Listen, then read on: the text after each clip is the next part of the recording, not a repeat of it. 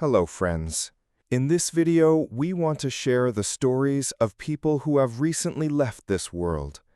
Their lives and legacies deserve to be remembered, and we hope you will discover something meaningful about them today.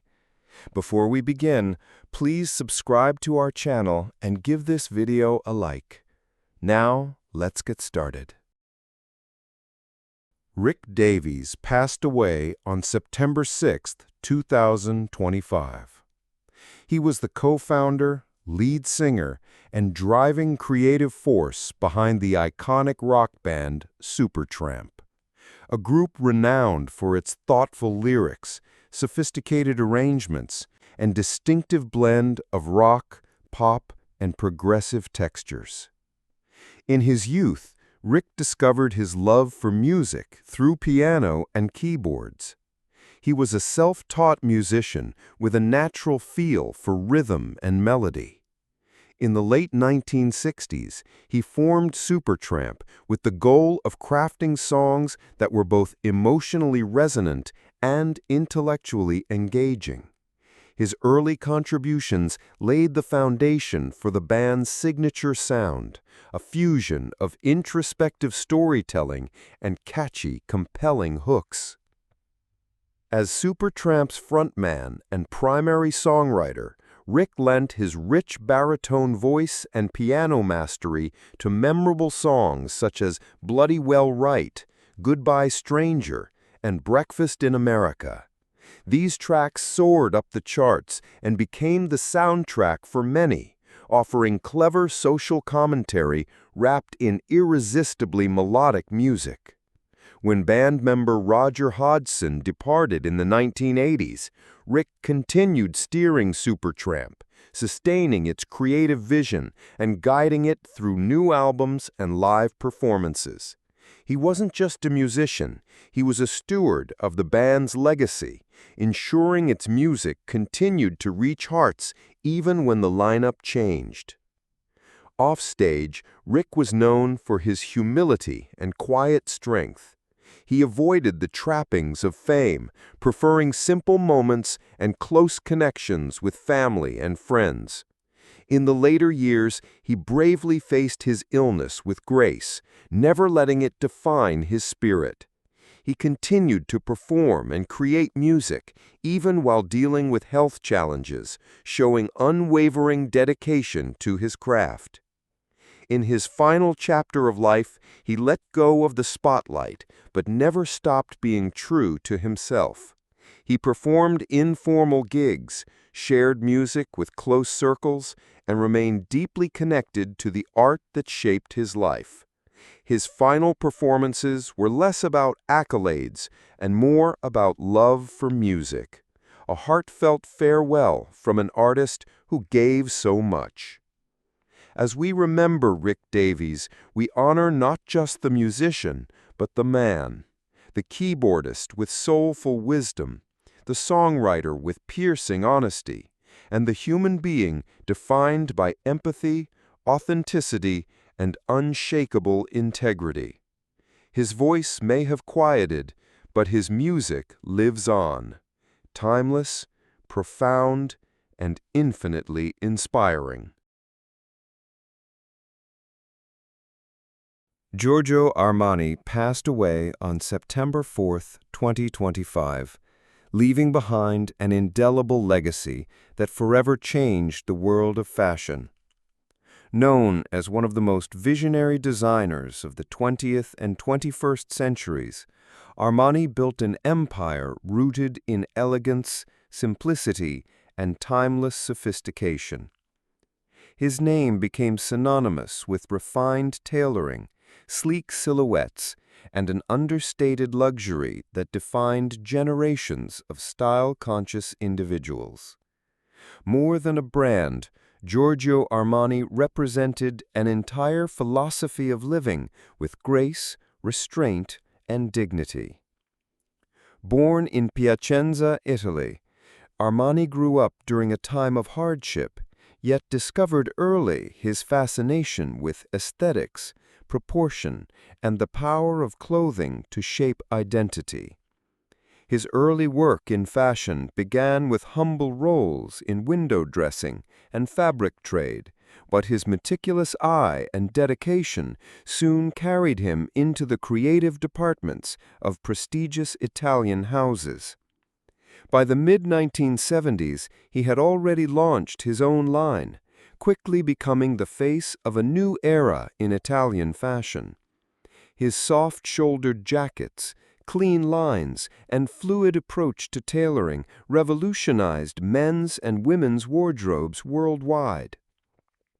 Through the 1980s and 1990s, Giorgio Armani expanded far beyond clothing, transforming his name into a global lifestyle empire. Armani Privé brought haute couture to international runways, while Armani Exchange and Emporio Armani introduced accessible luxury to younger generations. His influence spread into interior design, fragrance, hotels, and even sports, always carrying the same DNA of elegance. Hollywood embraced his vision, and Armani's designs became iconic on the red carpet, defining the visual identity of countless stars and films. He became not just a designer, but an architect of cultural taste. Philanthropy was also deeply woven into his journey. He invested in humanitarian causes, medical research, and environmental projects, showing the world that fashion and responsibility could walk hand in hand. He remained grounded despite his global acclaim, known for his discipline, modest personal life, and commitment to his craft. Even as the industry around him shifted toward fast trends and digital disruption, Armani's brand remained a beacon of permanence and authenticity. His awards, recognition, and the respect he commanded spoke not just of business success, but of enduring influence. In the last years of his life, Giorgio Armani continued to be a guiding force, balancing tradition with innovation. His passing is felt as the end of an era, but his presence remains alive in every impeccably cut suit, every elegant gown, and every individual inspired to live with quiet confidence. The fashion world mourns not only a titan of design, but also a man whose vision shaped how people saw themselves. Giorgio Armani will forever be remembered as a master of simplicity and elegance, a pioneer who taught us that true style is eternal. Mimi passed away on September 5th this year. Though she carried the warmth of a simple name, to millions of fans she was much more: a beloved voice, a humorist with sharp wit, and the heart of Gooby Gooby's TikTok presence.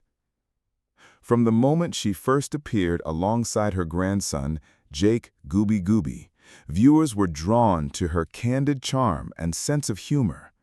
Together, they built something rare, genuine connection that translated through a screen. Their family clips, showcasing Mimi's unapologetic honesty, playful critiques of online trends, and heartfelt reactions, became a signature of light-hearted joy in a chaotic digital world. Mimi wasn't an influencer by design, but she became one by essence. She co-starred in a living scrapbook of shared moments from 2022 through 2025, earning hundreds of thousands of followers and tens of millions of likes. Her delightfully blunt takes and loving presence offered comfort, laughter, and an indescribable warmth to all who watched. Her final message, pre-recorded and shown after her passing, was characteristically forthright. "If you're watching this, it means I'm gone," she said, followed by, "I had the most fabulous life." In that simple confession lay a universe of love, resilience, and unshakable spirit. Earlier this year, Jake had revealed that Mimi was battling multiple cancers and had entered the final stages of her journey, a journey she faced with courage and honesty. Though she has left the screen, Mimi's legacy remains. Fans from around the globe continue sharing their favorite clips, thanking her for the laughter and kindness she shared so freely.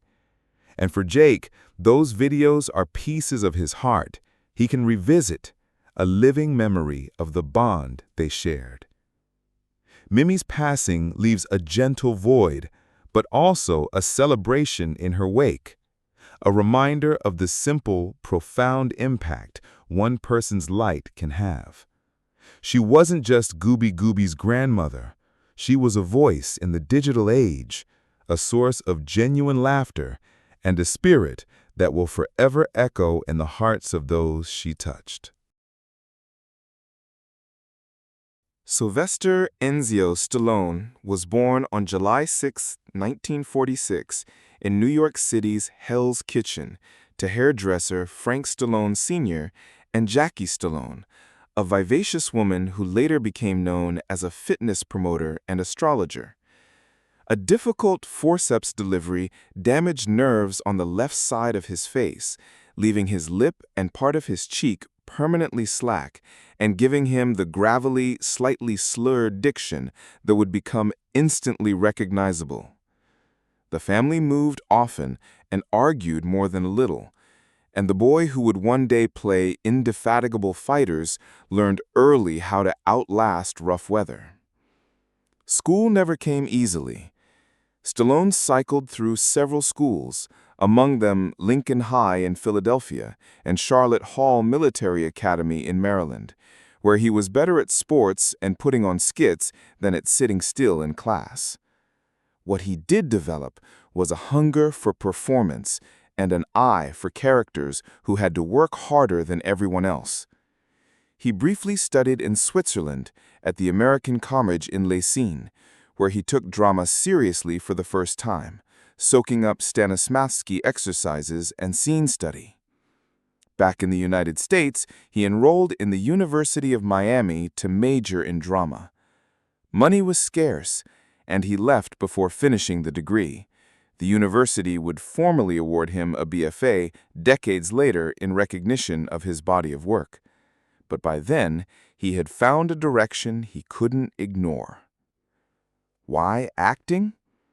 In Stallone's own formulation, it was the one arena where the things that had made him self-conscious, his voice, his asymmetrical face, his bruiser's energy, could be turned into assets. He was fascinated by stories of men on the ropes who refused to drop their hands, and he sensed that the camera believed people who had truly been hit.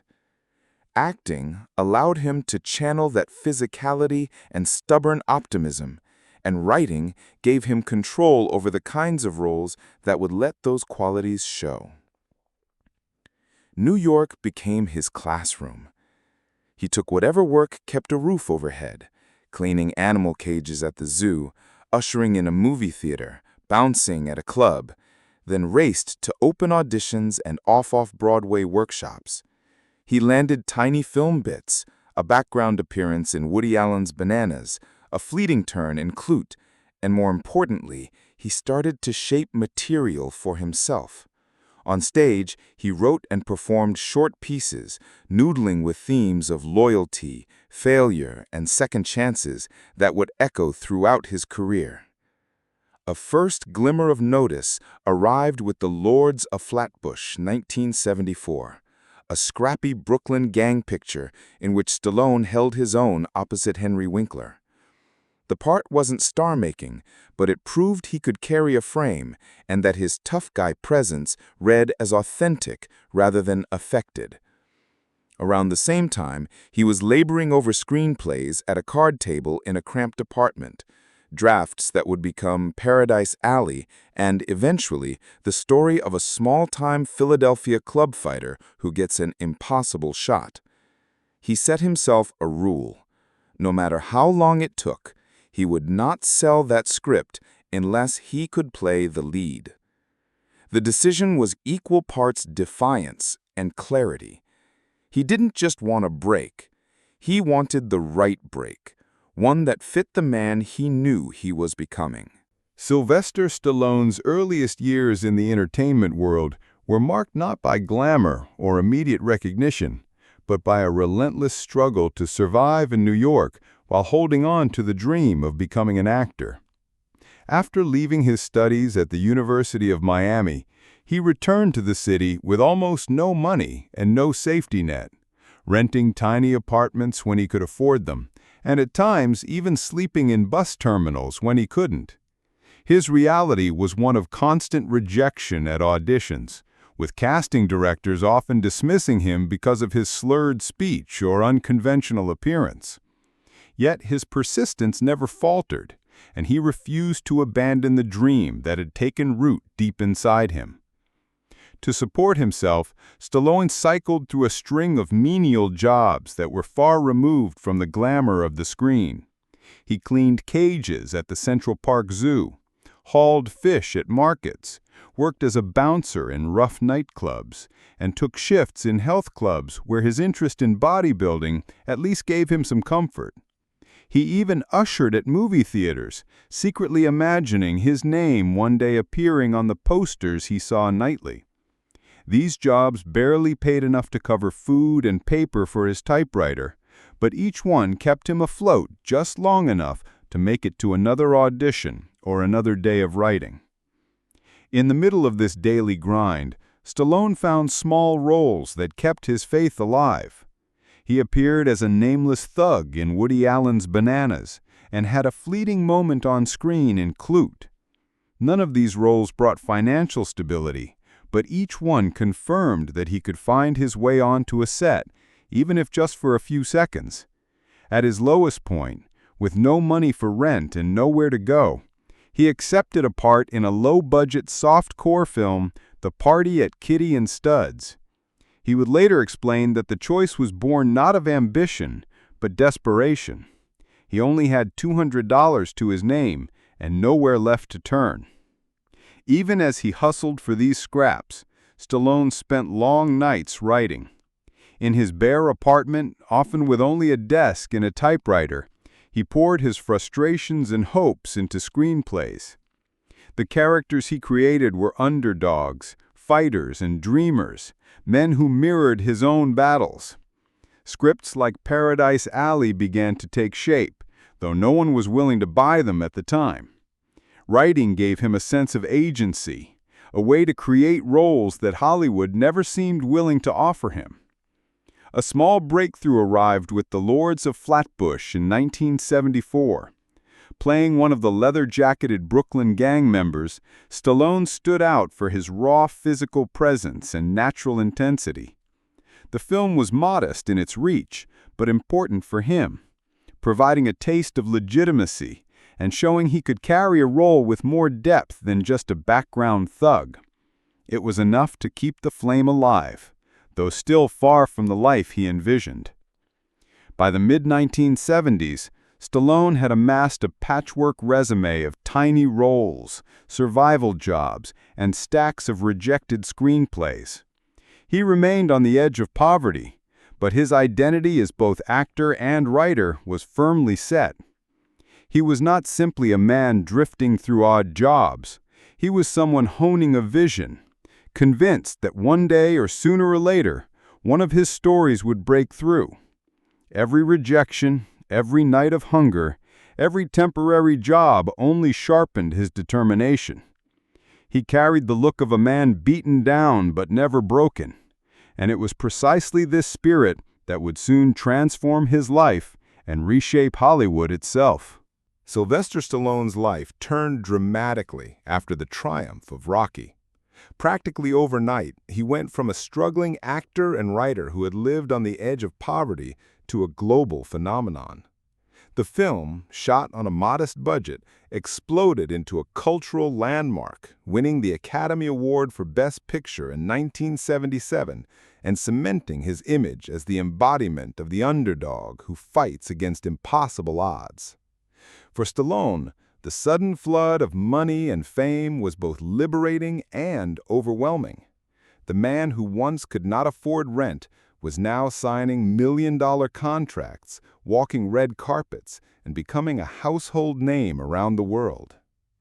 The transition was not without turmoil. Fame magnified every aspect of his life: the pressures of constant attention, the demands of an industry eager to capitalize on his success, and the personal challenge of managing wealth he had never known before. Stallone found himself living in luxury, owning cars and homes he once only dreamed of, but beneath the surface, he struggled to stay grounded. He poured much of his energy into creating sequels to Rocky and into new franchises like Rambo, channeling his work ethic into stories that reflected his vision of resilience, patriotism, and personal strength. These roles made him not only an actor, but a cultural icon, representing determination and raw willpower to audiences everywhere.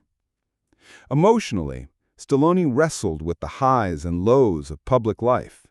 There were moments when criticism struck him deeply, when sequels or new projects did not receive the acclaim he hoped for, and he felt the weight of expectation pressing against him. Yet he used these setbacks as fuel, pushing himself to reinvent and prove his worth again. Through the decades, he balanced blockbuster roles with personal projects, always returning to characters that mirrored his own journey, flawed but relentless, scarred but unbroken. As the years passed, Stallone learned to navigate the machinery of fame with greater wisdom. He became more selective, focusing on projects that carried meaning rather than chasing trends. His personal life, marked by both loss and renewal, added depth to his performances. The raw, unpolished man who once slept in bus stations evolved into a seasoned storyteller, respected not just for his physical presence, but for his creative endurance. Today, Stallone stands as one of the last true legends of Hollywood's action era, still active, still telling stories, and still inspiring new generations. He has embraced his legacy with humility, aware that his rise from hardship to global stardom resonates far beyond cinema. His journey reflects not only the pursuit of fame, but the struggle to hold on to humanity within it. After decades in the spotlight, he remains a figure of perseverance, proof that an underdog's fight never truly ends. It simply changes form with time.